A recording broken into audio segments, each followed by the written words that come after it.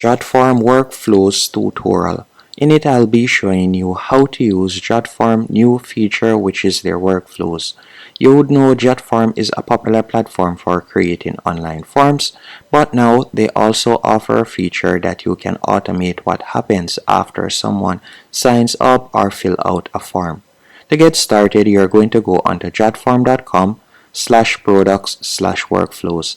I'll be leaving a link in the description that you can use to sign up, and it's completely free to get started on Jotform.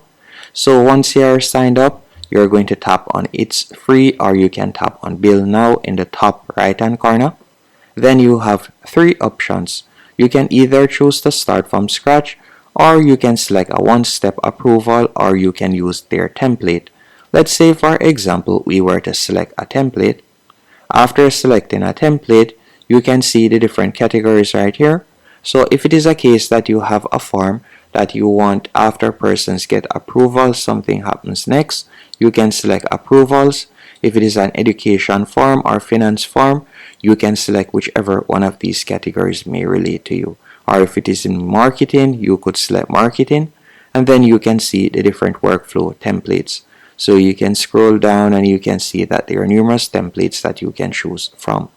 Let's say for example's sake we were to select this option, which is affiliate registration approval process. So we're going to tap on use this template.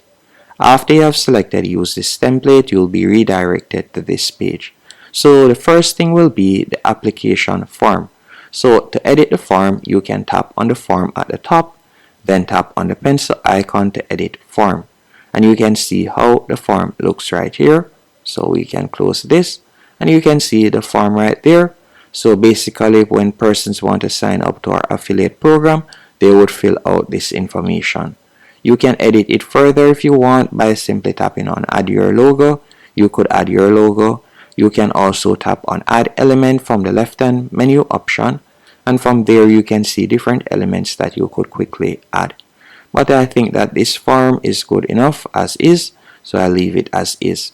After doing that, you can see after they fill out the form, there are two approvers, so you can tap right here, and again you could tap on settings to make any changes. So you can see the different outcomes. You have either approve or deny.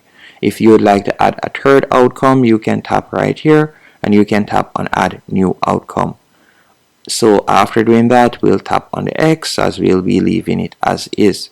Now you can see you have two options, approve or deny. So if they're approved, they'll be redirected to this page where your application has been approved. They'll be receiving this email, and you can tap right there, and again you could tap on settings, and then from there you can edit the email that they'll receive, so you can see how it looks. So your request has been approved. If you would like to edit this message, you can tap on it to edit it. And after doing that, they can scroll down, fill in their account information, as you can see right there. You can also send a test email if you want. So we'll close the X right there. And if they are denied, this is the email that they'll receive. So let's view it. You can see your application has been denied, and you can see it right there. So there are two outcomes. Then you have the end, and that's it. If you would like to add another element to it, you can go over to the left hand menu option, tap on add elements. If it is a case that you would like to add an email or a new task, you can tap on task, and you can add it wherever you want in the workflow, and you can create the task. Once everything is to your liking, you can tap on settings at the top navigation bar. You could edit the workflow title. Then you can tap on publish.